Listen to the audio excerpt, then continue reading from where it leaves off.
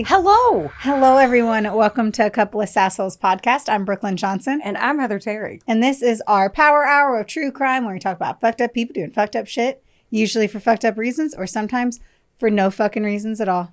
You threw an extra fucking because they're fucking crazy. It's crazy. They're crazy people. They're crazy. It gets harder and more challenging as you like spend more time in it. Like if it's one thing if you're like diving into the cesspool that is true crime and then you get out of it real quick and like you didn't get your hair wet, whore bath it, dry it off, and you're fine. Oh, like a bird bath? Yes. What do they call it? They say tits and slits or something. I don't know who they is and I don't want to be a part of that. But it definitely is different than whenever you like jump into the pool and your hair is wet and now you have to blow dry it and you have to like come out of the fucking shit that is your stories, you know? Yeah. I've been in a lot of fucked up shit lately. Yeah. But what we were about to say earlier, so Jess is our producer who we love and cherish. Yes. And we've never called her Jessica. Fucking our other friend Katie, Jess is Heather. She writes in a text message the name Jessica. And I'm like... It feels weird to say. Okay, so I've been trying to decide what my inner, like, angry, hateful demon in me is named. And I've been trying to come up with the name.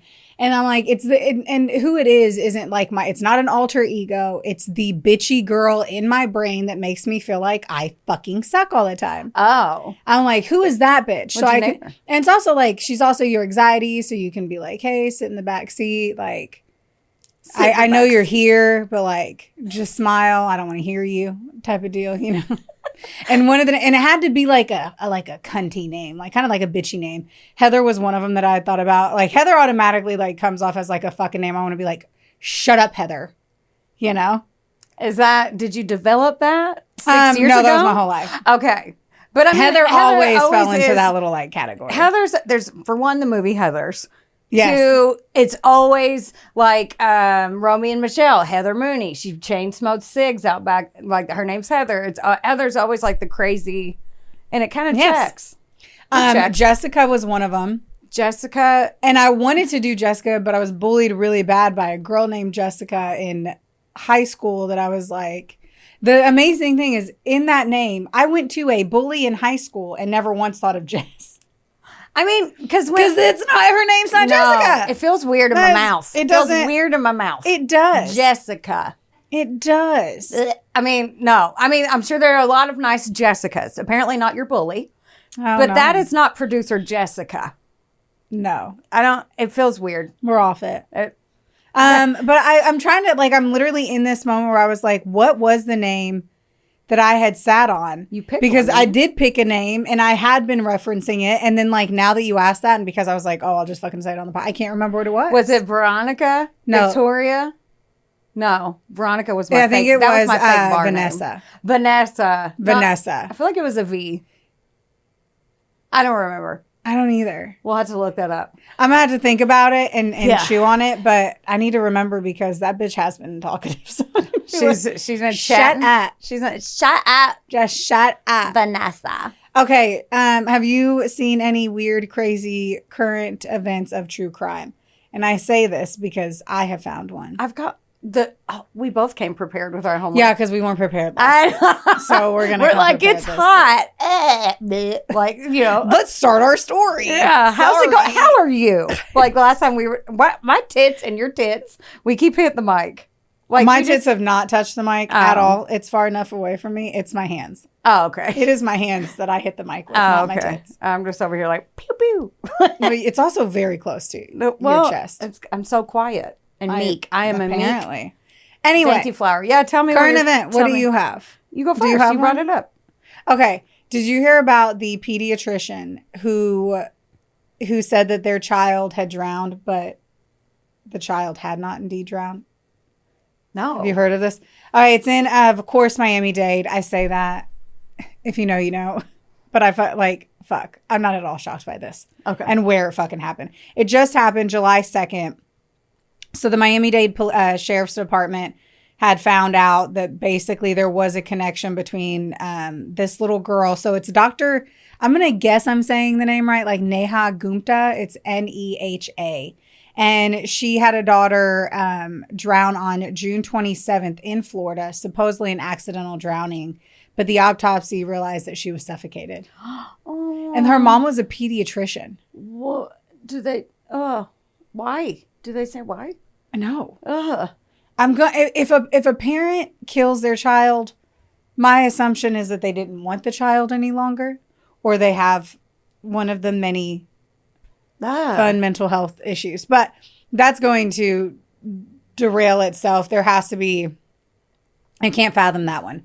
But she's the one. She was on. They were in Oklahoma City, and she had called from a hotel, like, for 911. So it was like on a trip. It wasn't where she was living. Yeah. I'm very intrigued if it was an accidental drowning, but obviously that's the other thing. She's a pediatrician. I'm really blown away on this one that she would say that she had drowned if she had been smothered, because a pediatrician would know that you would be able to tell that. Right.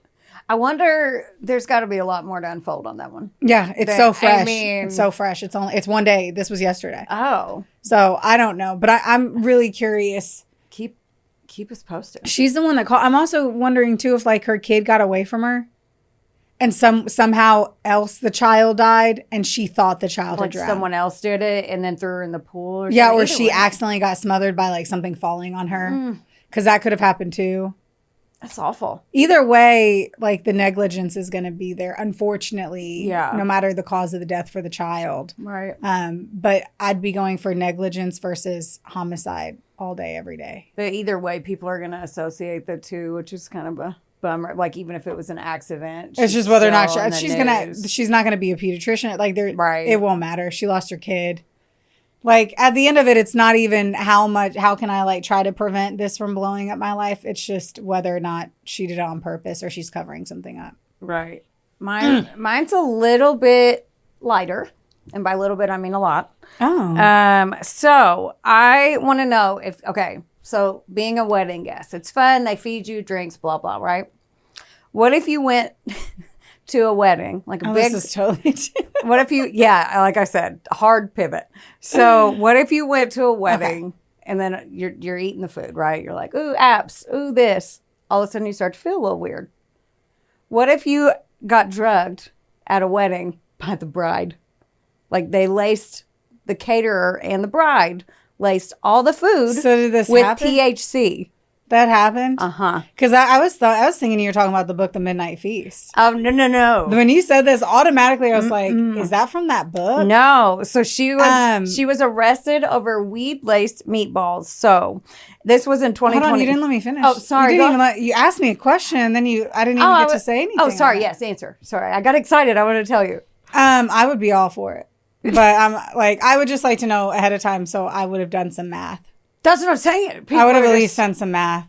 If you're like, these meatballs are banging, and then you're like... I just need the math. Yeah. But I'm all for it. Drug me up as long as it's consensual. Right? I say that, and I'm like, wait. Yeah. There's a lot of bad ways to be drugged.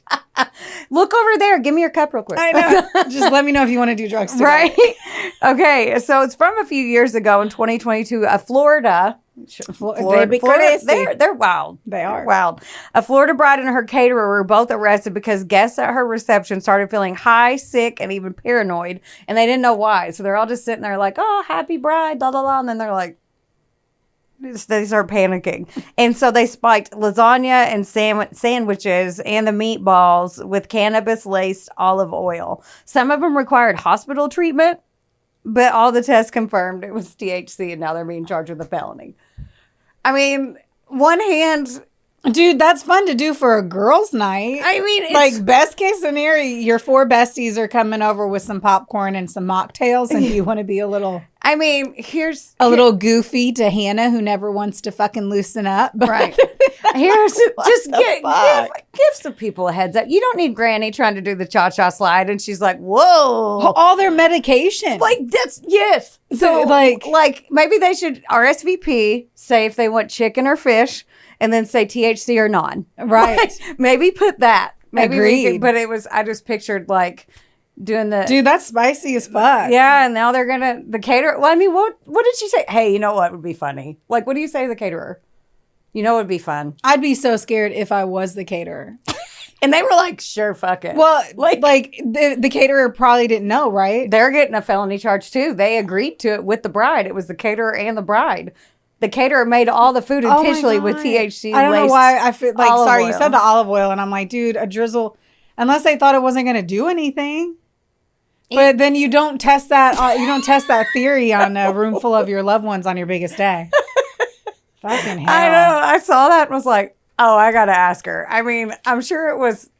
No one died. I could have used some THC on my wedding day. Right. That's for sure. No one died. No. But I'm like, I would have went balls deep in some meatballs and then been like, oh, just sitting there in the corner. You're like, are you having fun? And you don't know. I'd eat so much. I would eat so much. And then I would just be like, I'm so thirsty. And you're like, can I have that bottle of champagne? We haven't done our toast. I don't care. Right? Good. Anyway. I love it. That's what do you got? What else you got? I got a story here. Do you? I do. Good. Yeah, I do. That's it. I don't have a paper clip on my papers today, you? And it's fucking me up. I've noticed that you've. I hate that I do not have a paper clip even on my person. Is that Vanessa talking, or is that you? That's me. Vanessa and her fucking paperclip anxiety. Vanessa. See, and I had a great neighbor named Vanessa. It's hard. It's hard. I had what's a like shitty, bitchy, rich girl name? Like I want her to be arrogant and cocky. That is a loaded question. Give me one. I'm on the spot. No, I know. I'm just gonna pop in 20 minutes and be like Phoebe. Like I don't know. No, that's too not sweet. Phoebe's too nice. Yeah. That's my boob. That's her left boob's That's name. my right boob. Oh, right boob. Sasha Veronica. Sorry. Couldn't be Sasha or Veronica. It's my right. My left's your right. Anyway. That's why I'm like, yes. Because Veronica was the first one I was thinking too. I was like, that sounds like a sassy girl. That used to be my bar name. Well. Okay, I'm going to tell you the story. Okay. We're excited pages. We got 9 news every which way to Sunday. Flip them up, flip them over, turn them around, and all of it. 9 news covered this entire thing. 9 every news. single day in every capacity. Okay. Colorado.gov, CBS News, People Magazine article. Shoot me, people who get shitty over me reading People Magazine articles. ChatGPT, because they can still find some stuff in there. Once more, always double check your ChatGPT. Yes. Because luckily I fucking do. And I say this because I'm like a big ChatGPTer. Mm-hmm. I do a lot of fucking shit that requires ChatGPT. Right. Double check your shit. Oh, yeah. Mine will Double check that shit. It'll say, like, they were born in this. And, like, one time they gave me the entire wrong case. And because the names were very similar. One time they, like this one in particular, they snatched it up and, like, re-vomited out different dates. Mm-hmm. And I'm like, no. They'd be wanting us to pay for that pro. We can't begin that I am paying for the pro now. We can't begin that free, Al. You can't hide money. You can't. I mean, and I have it right here. I have loads of money. I'm just throwing it at ChatGPT. All right, you guys. I'm gonna tell you a story, and I'm not gonna tell you shit about who it is, what it is, where it is, how it's going down. Why am I nervous? I need to go to that wedding. I'm nervous now. Okay. All right. How many times have you gone to bed at night and left your garage door open? None. Do you have a garage door, or just like the vroom up one? Do you have like a regular like house door? Oh, that just goes to my house. And then, are you talking about like an outside? Yeah, so you don't have an outside one. You just have your regular garage door, and but we never don't open ours a lot or go in it like you do. Yeah, we travel in and out our garage. Okay, that's Will's man cave, so it's only open when he's fucking around. Is your garage door ever open, Jessica? Have you ever gone to sleep and left it open? Have you ever woken up terrified because you did that? I'm about to make it 10 fucking times worse. No. You're welcome. I almost actually did this story through it, realizing like, because I was really bad at leaving it open. And then the door that goes into my house doesn't have a lock. Mm. And that sucks. Man, yeah. You've done it when I stayed the night at your house before. I've done it so many times, and I'm just like, I hope nobody steals my shit. And my first thought is theft. I was downstairs and I'm like, oh, I get murdered first. That's fine. If they saw you, no one's expecting to see you sleeping on the couch. You just don't look at a couch. If you're coming into, dude, I have marinated in murder so much that all I can think about is murder at this stage. That's true. And now I'm reading finally I'll Be Gone in the Dark. Finally reading that. All I can think about is murder. Right. Shit's getting fucked up. Get ready for it. Okay, sorry. I'll let you go. So it's officially the 80s, all right? Okay. We don't have any reminders telling us to close our garage doors, to take out the trash, to party. It's the weekend. And so every single time you leave that garage door open, just always remember the stories that I'm going to tell you today. This simple act is a catalyst for the serial killer that I'm going to be diving right on into. Now, there's called the hammer killer. There's a million different hammer killers because apparently a lot of people like to kill with hammers. Creepy. But this you one were like, is the Colorado hammer killer. did you rehearse this? I feel like you're reading a script. This is so good. Okay. I'm glad for you to, but yes, no, it's the or I don't know. They do the Denver hammer killer and the Colorado hammer killer. I'm going to say the Colorado hammer killer because that's what I choose. Okay. On January 4th, 1984, we're about to fucking just blow over some crazy shit over the first 2 weeks of January in 84. Okay. We have Jim and Kim, yes, Haubenchild.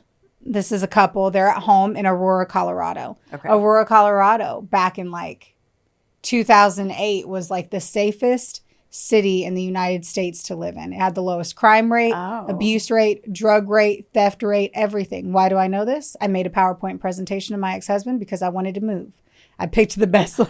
You did. I did a whole PowerPoint on Aurora, Colorado. And then those years later is where the Dark Knight massacre happened too. That is the most Brooklyn I oddly know a lot about Aurora, Colorado. That was the most Brooklyn thing you've ever said. I made a PowerPoint so we could move. It didn't work, but I did get divorced. Yeah. Travis would love that. Yeah. I will tell you this. If you're too much for one person, you're the perfect amount for somebody else. Because if I came home with a PowerPoint presentation to my husband, he would be like, this is amazing. I'm going to grab some popcorn and a notebook. And I can't wait to see what you've come and put together. Oh, yeah. And we'd have a blast. In fact, I think I'm going to do it. Anyway. All right. So Jim, just so you know, he was up late because he was making a mixtape for his friend's aerobics class. Aww. Yeah. That brought me joy. He had gone to bed around 2 a.m. and he admits that he forgot to close the garage door. At roughly 2:30 in the morning, an unknown motherfucker breaks into their house through their unlocked garage door. They sneak into their bedroom and brutally attack the couple with a hammer. Jim wakes up when the hammer hits him on the left side of the head. He said, I must have tried to wake up and I put my hand up. The first thing I remember was my hand getting really big, hurting, looking down, and my hand was swollen. I saw the hammer and I wondered where it came from. Quotes, just so you know. The attacker threw his hammer at Jim's wife, Kim, and that gave her a fucking concussion. Whatever ended up happening, he ends up like running out of the house and Jim is able to call the cops. Whew. They survive. Okay, good. But unfortunately, their relationship did not. For whatever reason, everyone made it very clear in the articles that our dear friends, Jim and Kim, got divorced.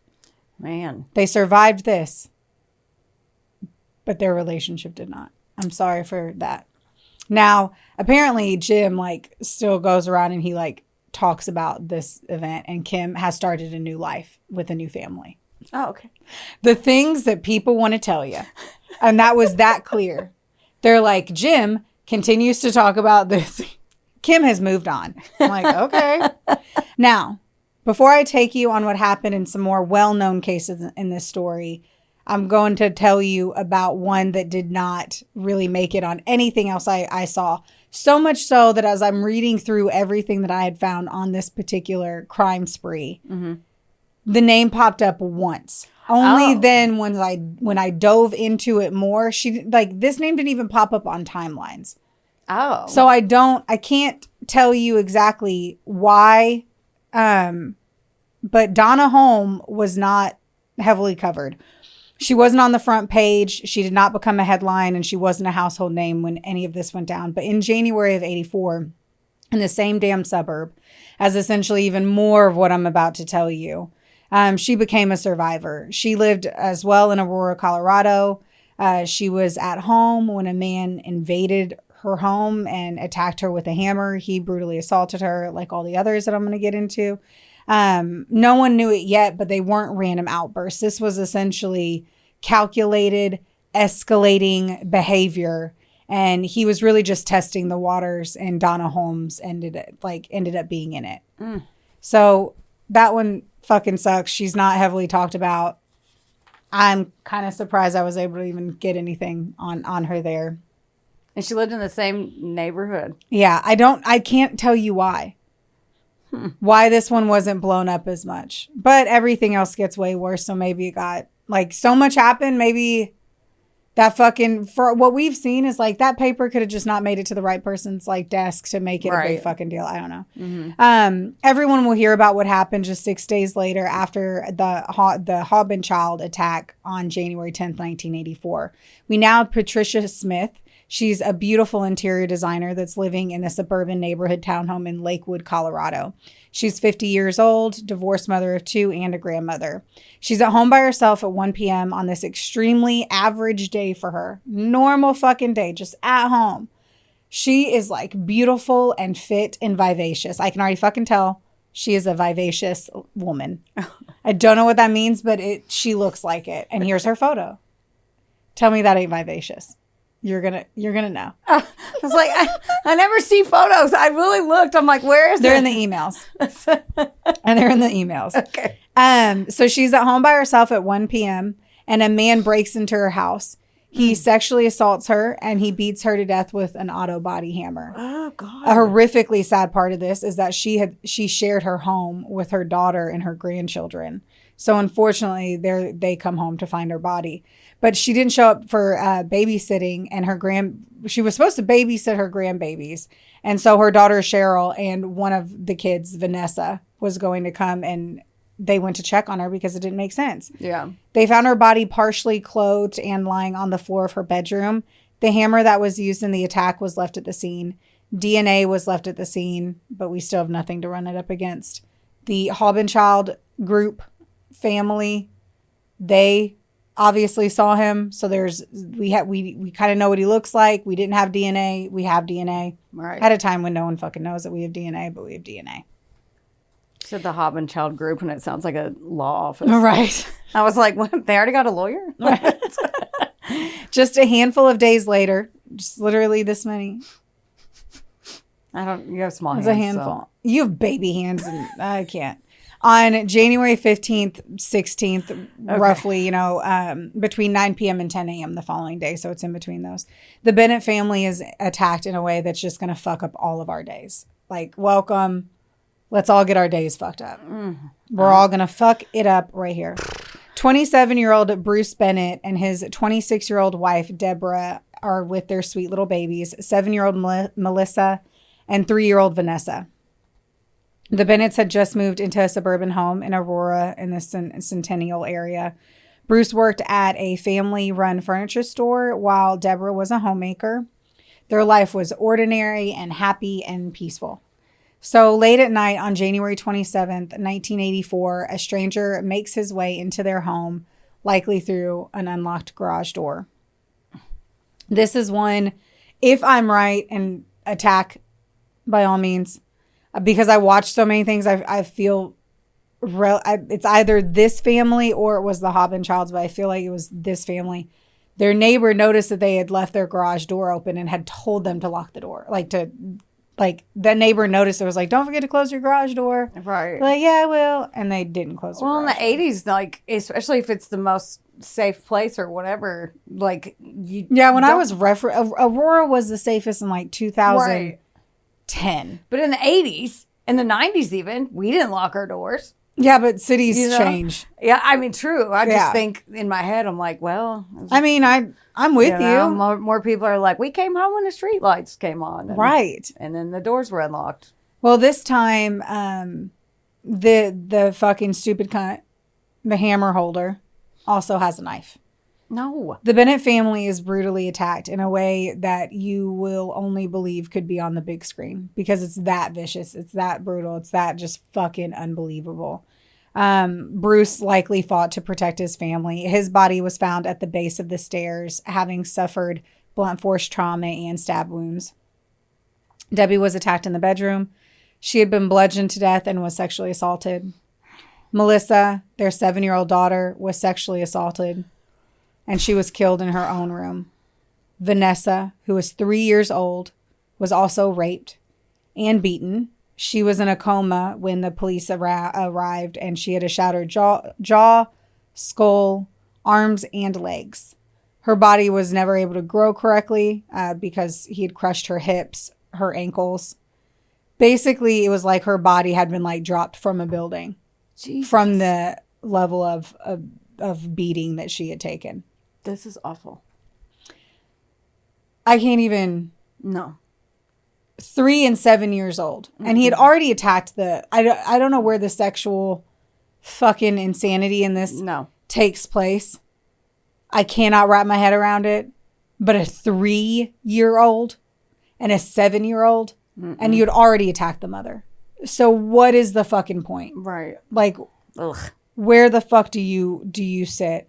Now, the woman, the baby, the 3-year-old baby, Vanessa, who did survive, her life fucking was so hard. Her entire family was murdered. She was beaten to where you can tell. And I have a photo of her as an adult because you can see the damage to her face. Kids are brutal and horrible as it is. Right. She ends up getting into heroin. Oh, no. At 17, she cuts her wrists. She ends up being a ward of the state. And she just struggles through all of it. She ends up being diagnosed with PTSD and bipolar disorder as well. And just... Man. She's doing the absolute best she can. Yeah. Yeah, but her life was wrecked. Yes. And she said she felt like she just completely started like behind the 8 ball and everything. She was like, I started my life so late because of this. Because she, I can't even imagine. The scene was chaotic. It was brutal. Obviously, it was deeply fucking disturbing. Yeah. The blood evidence was everywhere. The hammer, which once more that they always believe was the culprit, essentially left behind again. You know, not always often for you to keep consistently seeing the weapon being left. At this point, did they think it was connected? Like, I'm going to tell you that. I'm going to give me a few more lines of my paper. I suppose. Right? Wonderboy Media is not only the proud producer of this glorious magic imploring your ear holes right now, but they're also a big deal. Get in touch with them today to make all of your dreams a freaking reality. From using their bangin' ass podcast studio, where we are right now, to creating amazing videos and editing our content like the mystical mavericks they are. Your podcast can go further when you have a Wonder Boy. Hit up Drew today at WBOYmedia.com. Or text him day or night at 270. Just kidding. Does your face look like a mugshot lately? Then it is officially time for you to visit Hetef Aesthetics in Owensboro, Kentucky or Nashville, Tennessee. That's right. Go see our girl Amber Teasley and her team because they'll have your face and your skin look like a damn filter. And their staff is absolutely amazing. It's like a mini Botox party, which personally is my favorite. You leave looking fresher and you don't have a hangover. Another good thing is that if you go in there and you tell them that A Couple of Sassholes sent you, you get 15% off of everything. That's unbelievable. So if you have been considering getting that glow up and making that ex jealous, it's time. 11 days later, and I'm going to say this because too much shit happens. This is within 2 weeks. So I should tell you this. Like, everything I'm telling you is between 11 days. Essentially, it's 11 days. All of that. All of this. This was just 3 days later, 4 days later, 5 days later. So, and because I say that, no, it happened too fast.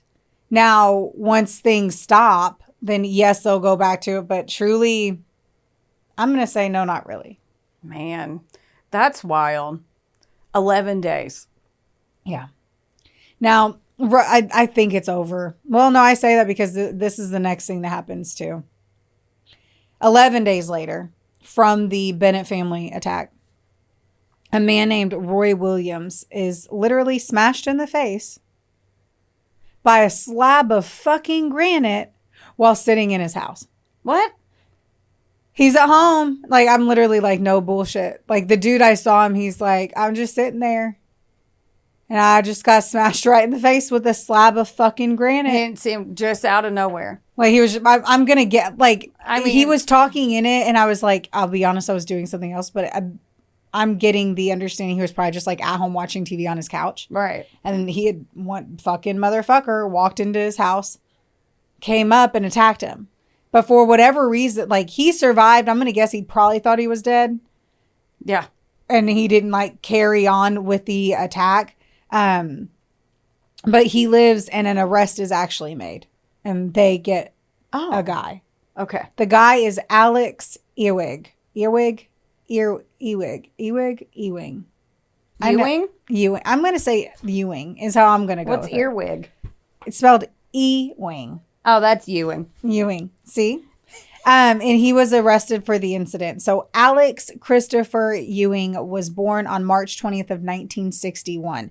His roots trace back to Arizona, and he bounced around states like Florida and California in the late 1970s and early 80s. He was largely involved in burglary and trespassing, according to court documents. His rap sheet included arrests dating back to 1979 across Florida, California, Arizona, and Nevada. Mostly burglary, grand theft, criminal trespass, and attempted murder by 1984, which is where we are today.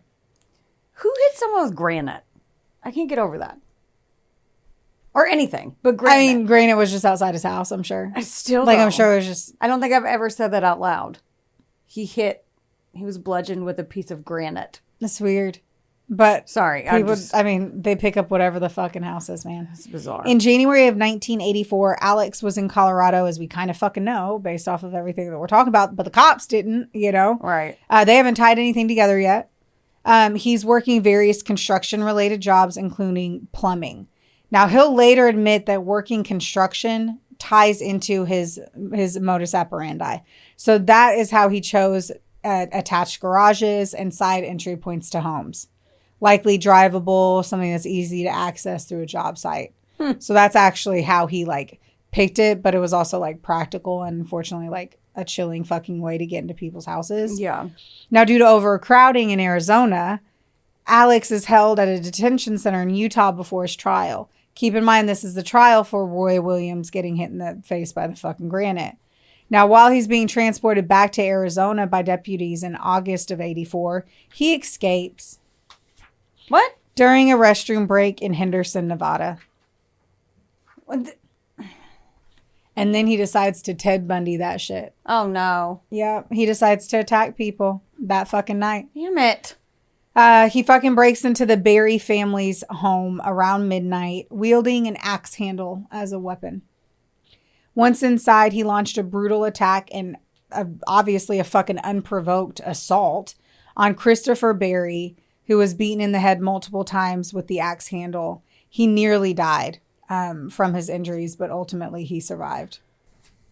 When I was pulling these up, and you'll see that I only have some of the victims because those were the ones that made it into the newspaper where I felt 100% confident that I knew who the photo was. Right. The Barry, this incident, if Christopher is the main this guy, I don't know how long it takes to beat people this badly. You'd think it would take a long time. Mm-hmm. This guy so brutally attacks people. It's just it doesn't seem like this would be a quick attack people in the space and run. You know what I mean? Yeah. It's brutal fucking attacks. I mean, the one house he did 4 people and 3 sexual assaults. So he's spending time. Right. Which is insane. Agreed.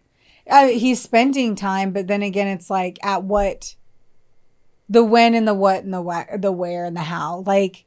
Does he, in the Bennett family's home, did he, obviously the father was the first one to go down under an assumption because of where he was located and the fact that the other people were in their bedrooms.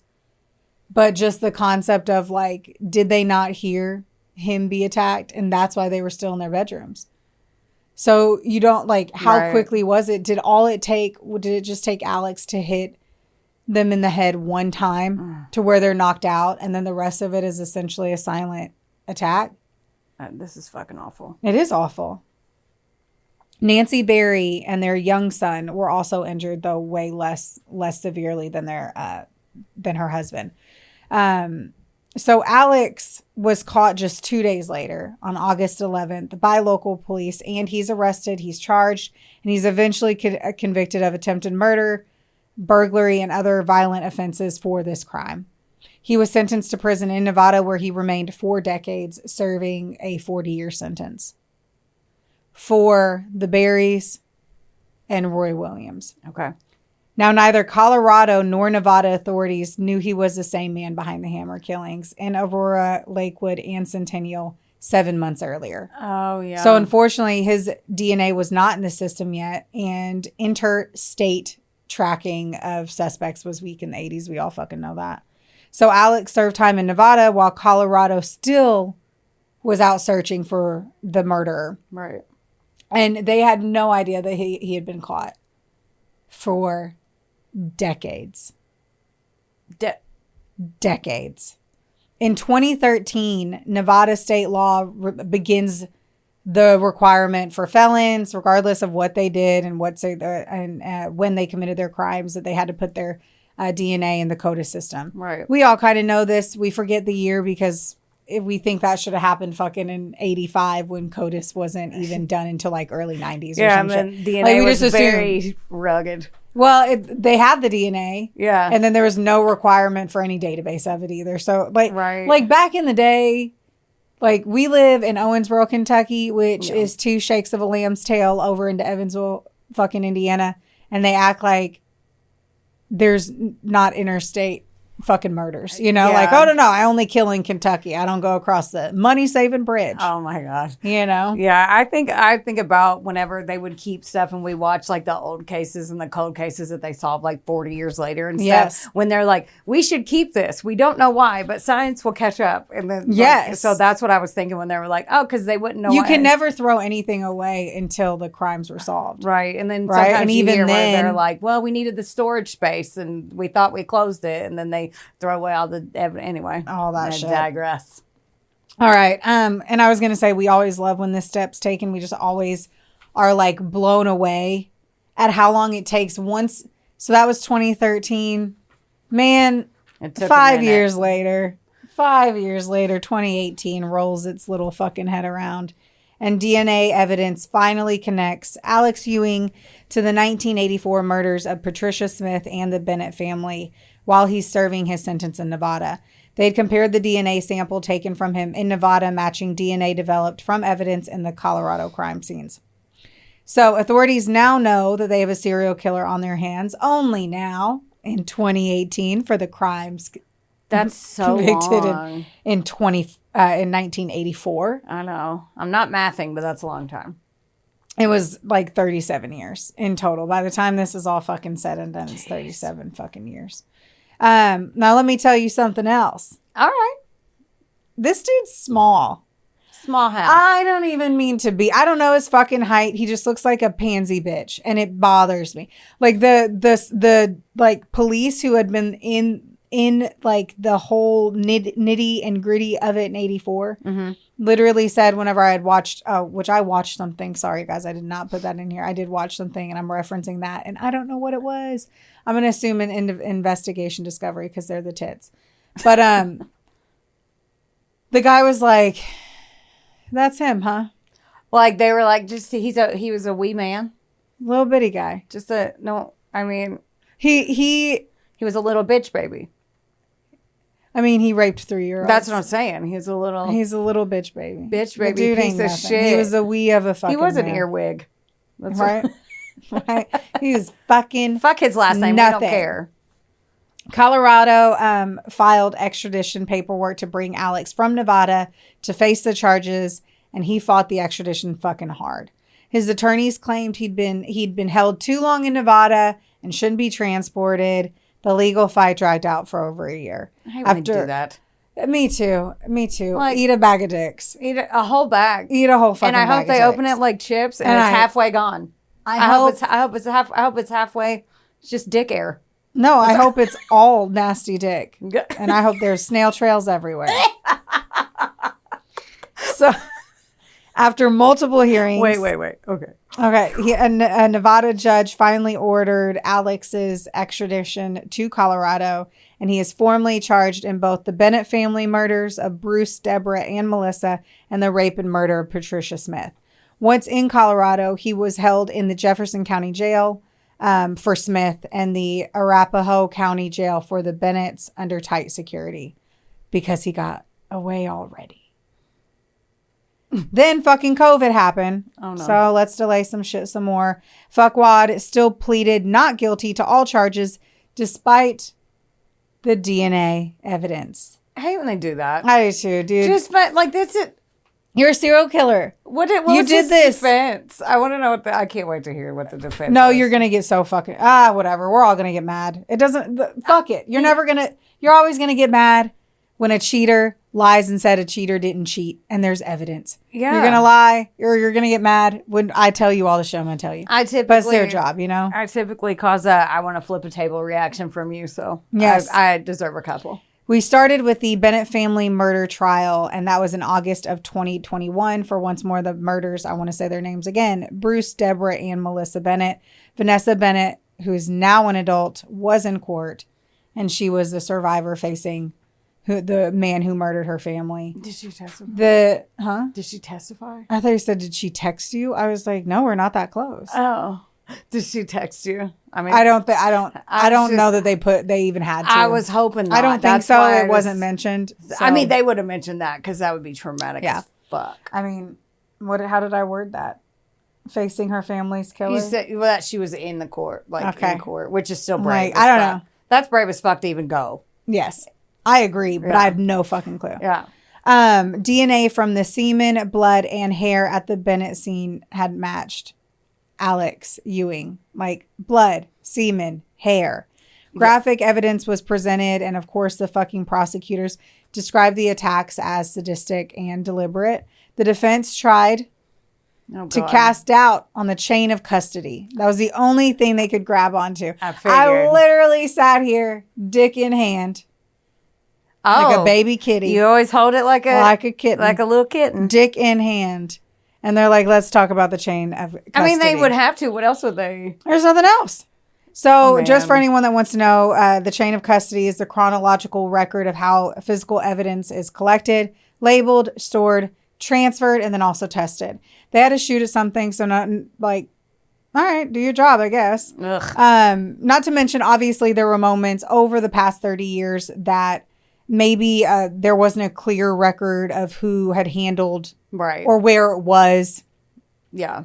The prosecution railed them and confirmed how everything was handled properly and that even through multiple labs, the results were the same. It is Alex Ewing. There's no way. It doesn't fucking matter where it was on June 4th of 2004. It matters. It was Alex either way. I wish they could fast forward that if somebody was like, oh no, well, did the secretary touch it? Or did the admin who had it? Fill out the form? Who fucking cares? Shut your mouth. That was the other thing I wanted to say. Like, could you fucking imagine, like, just take 2 seconds and let's all sit in the feeling of being the defense who's literally saying that the semen that came out of a 3-year-old oh, God. after being fully beaten within a millisecond of her life.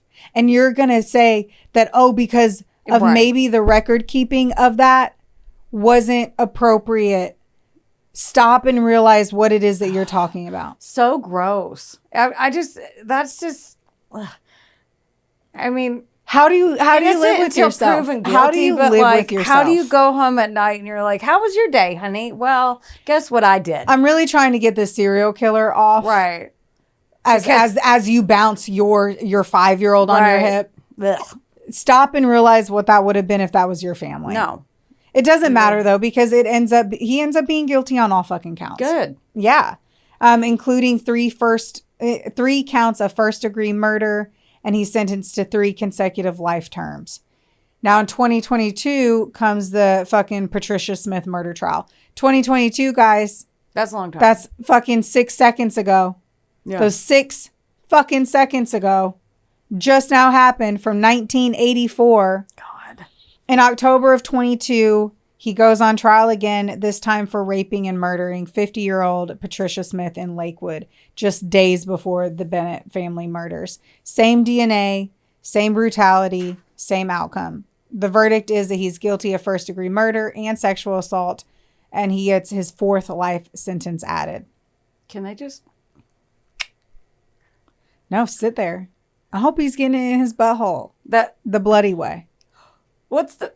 You know what the bloody... Don't make me go into it. You said The painful way. the bloody... I hope after what he did... Right. After what he did, I hope.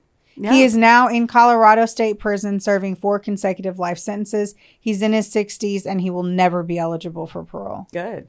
And at the end of the day, this was 37 years in the making of taking down the Colorado hammer killer, who essentially was actually taken down within that year.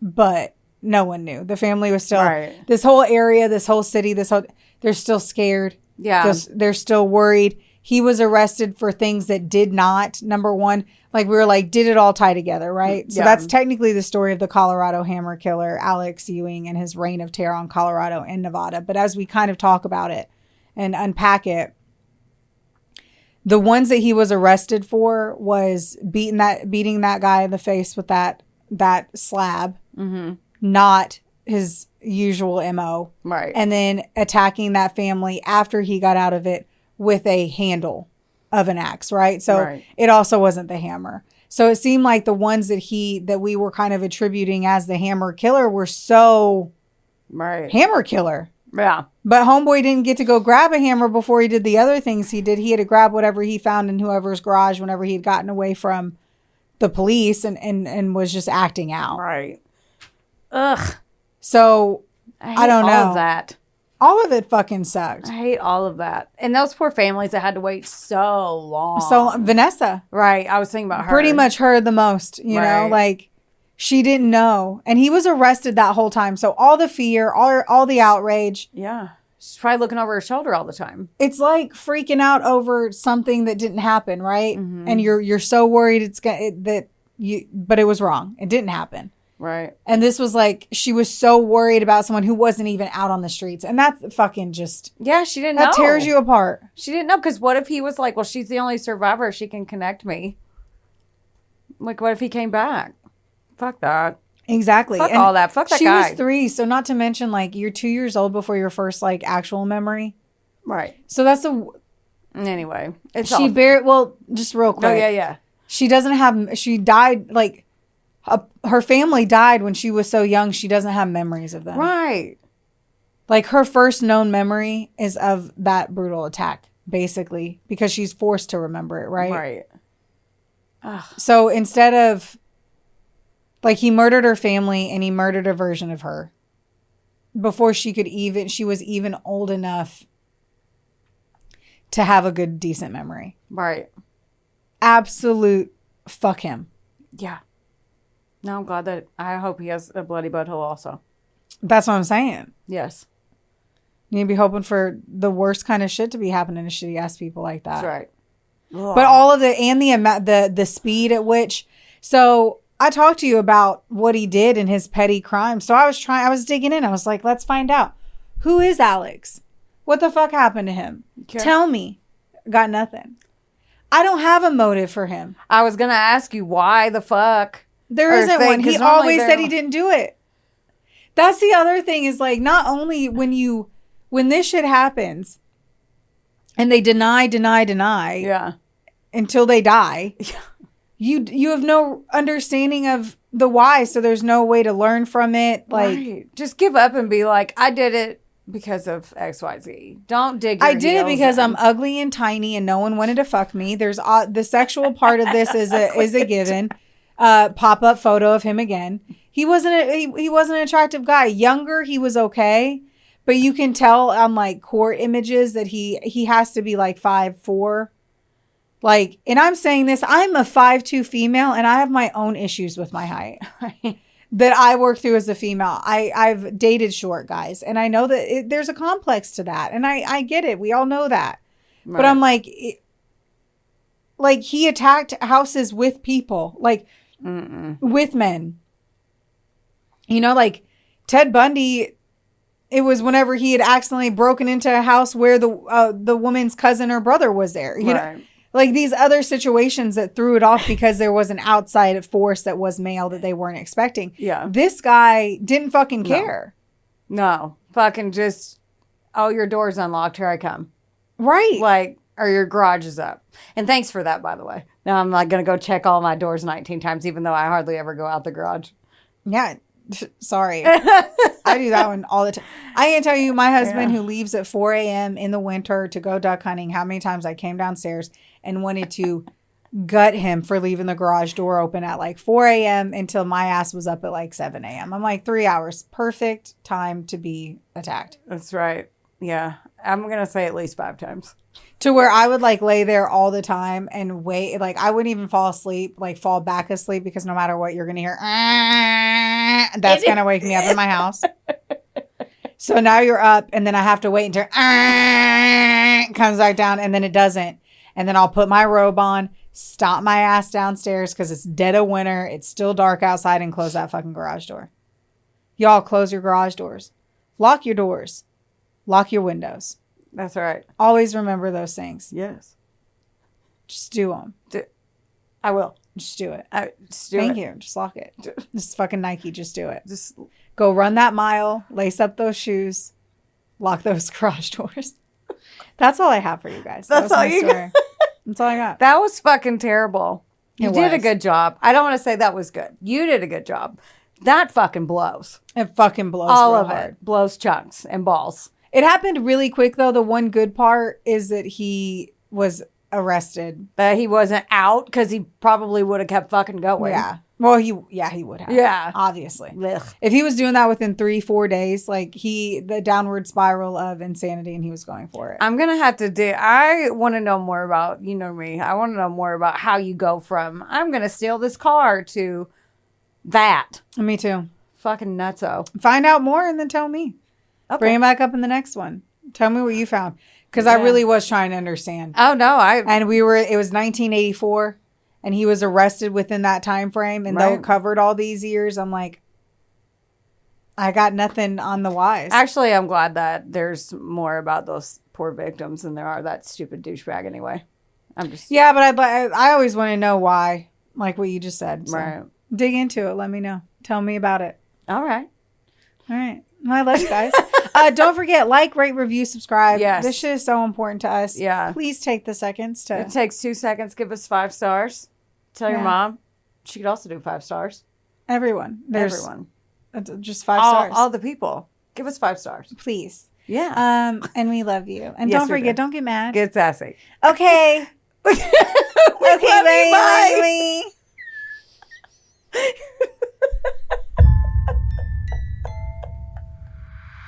This episode was sponsored, edited, and produced by Wonderboy Media. Get the deets at WBOYmedia.com to see how you can make your podcast dreams a reality. Help us out and be sure to rate, review, and subscribe wherever you listen to our audio project. Don't forget, follow us on Facebook, Instagram, and TikTok at, of course, A Couple of Sassholes. Want more sass? Become a member of our Patreon for bonus content, merch, and more. Plus, we're on Cameo now, so there's even more ways to get the sass you need just how you like it. As always, don't get mad. Get sassy. Theodore, can I bet that